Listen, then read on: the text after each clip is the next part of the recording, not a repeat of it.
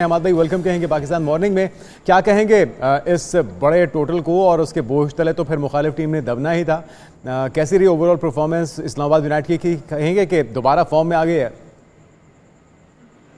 Thank you very much. सबसे पहले तो आपने कैप्रिकॉर्न का जिक्र किया, तो मैं भी कैप्रिकॉर्न। अरे वाह वाह, हमें पहले ही शक था, हमाद भाई पहले ही शक था कि आप इतने ज़हीन हैं तो कोई ना कोई चक्कर है। Thank you. इस्लामाबाद यूनाइटेड, हमने कहा था, देखें जब ऐसी टीम को आप दीवार से लगाते हैं तो वो कहते हैं ना they have got nothing to lose, तो वो फिर अपना एक्स फैक्टर लेकर आती है, अपनी एक्स गेम लेकर आती है। और कल आपने देख लिया कि थी इस्लामाबाद की ओपनिंग जोड़ी, साहिबजादा फरहान और एलेक्स सेल्स, और 150 रन 10 ओवर में आपने देखा 130, और अगले 10 में 130। तो कहीं आपको कराची किंग्स के बॉलर डोमिनेट करते हुए नहीं, बल्कि स्ट्रगल ही करते हुए।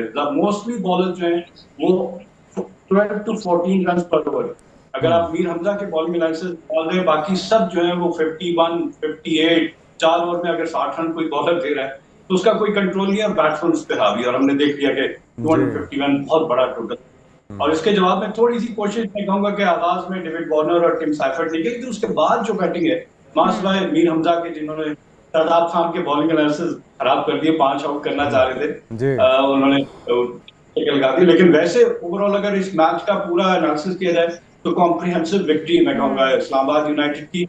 और उन्होंने और हमाद भाई, हमें ऐसा लगा है कि दोबारा से इस्लामाबाद अपनी फॉर्म में आ गई है, तो आप फिर से क्या आप इस्लामाबाद का पलड़ा भारी देख रहे हैं? वैसे तो हम देख रहे हैं कि इस वक्त दूसरे नंबर पर इस्लामाबाद यूनाइटेड मौजूद है, लेकिन कल की परफॉर्मेंस को अगर हम देखें तो लगता ये है कि फाइनल में इस्लामाबाद यूनाइटेड ही जाएगी। जिस तरह से हम देख रहे थे, एलेक्स ने भी 28 रन जड़ दिए, फिर साहबजादा फरहान 73, मतलब एक अच्छी पार्टनरशिप रही और एक अच्छा खेल हमें देखने को मिला। तो क्या इस्लामाबाद यूनाइटेड फाइनल में देख रहे हैं आप फिर?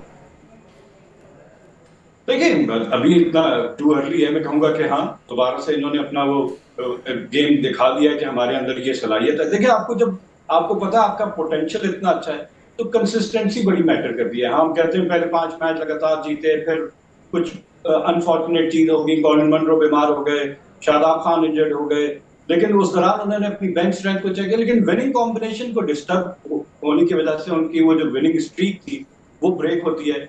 वो आपने मशहूर कहावत सुनी होगी खरगोश वाली, और slow and steady win the race. तो लगा कि अब तेज आगाज करने के बाद थोड़ा खरगोश की तरह सांस लेने के लिए रुके, लेकिन जब आंख खुली तो कहा पानी सर, चलो जी दोबारा रेस में हिस्सा लो। तो अगर आपने देखा परफॉर्मेंस और फिर क्वालिफायर के लिए क्वालिफाई कर लिया। तो Shadab Khan leading from the front, मैं कहूंगा कल उनकी बैटिंग और उनकी बॉलिंग और उनकी वो कैप्टनसी जो थी वो नजर आ रही थी कि वो पूरी तरह गेम में इन्वॉल्व है और वो डिलीवर। अच्छा, कंसिस्टेंसी समटाइम हम देखते हैं, हम इस इवेंट के अंदर, खैर ये तो हमारा अपना इवेंट है, इसके अंदर तो एक्सपेरिमेंट्स भी हो जाते हैं, कोई भूल चूक भी हो जाए तो उसमें गुंजाइश होती है दरगुजर करने की, लेकिन इंटरनेशनल इवेंट्स में हमारे पास ये मार्जिन नहीं होता, उससे हमारी जो क्रेडिबिलिटी है उसको बड़ा धचका पहुंचता है, हमारी साख को नुकसान पहुंचता है। तो ये कभी हमारे प्लेयर्स या जो लीड करने वाले खिलाड़ी हमारे कैप्टन्स हैं वो बहुत फॉर्म में होते हैं और वो परफॉर्मेंस नज़र भी आती है मैदान में। और जिस तरह आप बता रहे हैं कि कल शादाब फॉर्म में थे,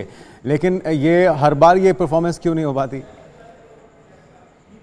बिल्कुल, बड़ा अच्छा पॉइंट आपने किया। ये ज्यादातर पोस्ट मैच प्रेस कॉन्फ्रेंस जिसमें दोनों टीमों के नुमाइंदे आते हैं। कल कराची किंग्स के मैच के बाद रवि बोपारा उनके कोच आए, तो मेरा उनसे सवाल यही था कि आप मुख्तलिफ लीग जाके खेलते हैं, आप जो इमर्जिंग टैलेंट जो होता है उसको, अगर मैं कहूँ कि पाकिस्तान के इस इमर्जिंग टैलेंट को आप असेस करें तो क्या वो इंटरनेशनल स्टैंडर्ड के हैं, और अगर हैं तो उनकी गेम को मजीद नेक्स्ट लेवल पे ले जाने की किसकी जिम्मेदारी? कोचेस की ऑब्वियस जिम्मेदारी, और क्या इंफ्रास्ट्रक्चर को क्या बेहतर किया जाए।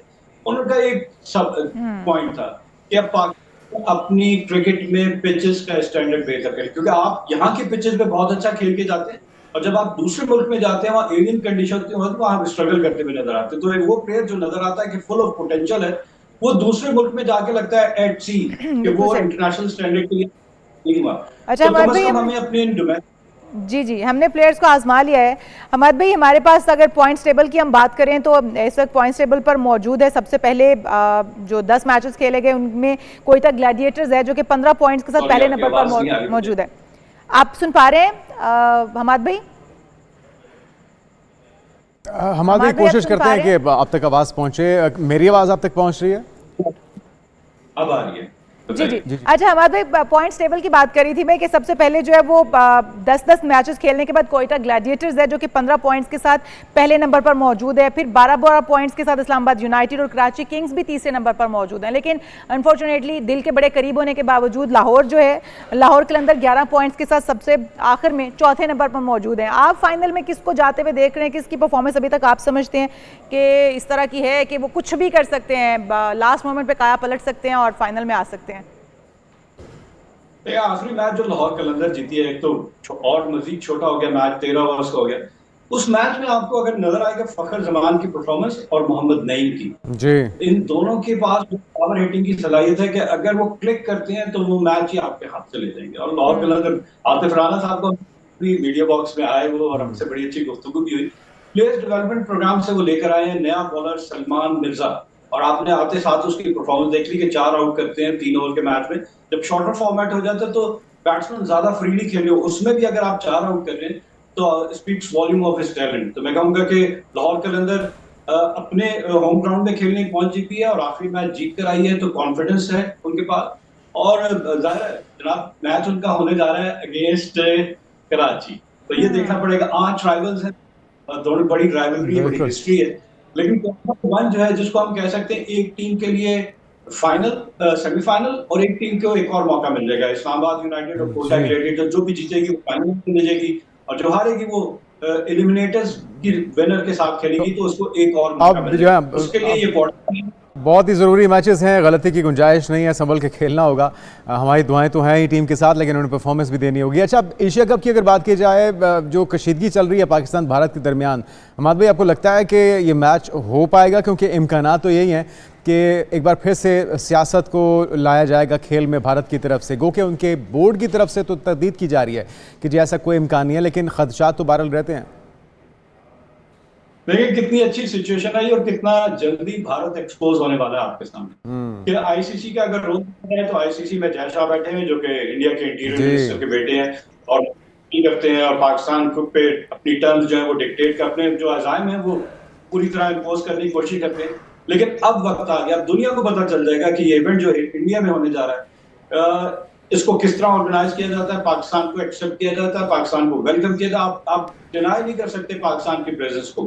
और मैं कहता हूँ कि पाकिस्तान कि पाकिस्तान न्यूट्रल वैल्यू पे खेले और पाकिस्तान फाइनल पे पहुंचे और फाइनल पे न्यूट्रल वैल्यू पे हो, तब सारी दुनिया को पता चलेगा कि राइट्स अगर किसी कंट्री को दिए गए हैं तो वो अगर आपको हमारे भाई जो कि भारत की तरफ से जो बयान भी सामने आ रहा है, बीसीसीआई के एहलकार का ये कहना है कि एशियन क्रिकेट काउंसिल के सदर चेयरमैन पीसीबी मोहसिन नकवी हैं, तो हम किसी भी ऐसी गेम में नहीं खेलेंगे जिसके चेयरमैन जो वो मोहसिन नकवी साहब हों, तो किसी ऐसी टीम के साथ हम नहीं खेलेंगे। क्या ये जवाज़ दुरुस्त है? खेल को नज़रअंदाज कर देना या खेल को सियासत का हिस्सा बना देना, क्या ये दुरुस्त है जो भारत का मौक़िफ़ है क्रिकेट को लेकर या बाकी गेम्स को लेकर? हम देखते हैं कशीदगी बॉर्डर्स पर होती है, प्लेयर्स के दरमियान नहीं होती है, डिफरेंट ममालिक के प्लेयर्स जो है वो एक दूसरे के साथ खेलते हैं। तो ये जो मौक़िफ़ है, ये बयान है मोहसिन नकवी साहब के अगेंस्ट के, वो चेयरमैन है, इस वजह से पाकिस्तान के चेयरमैन होने की वजह से हम लोग नहीं खेलेंगे, दुरुस्त है?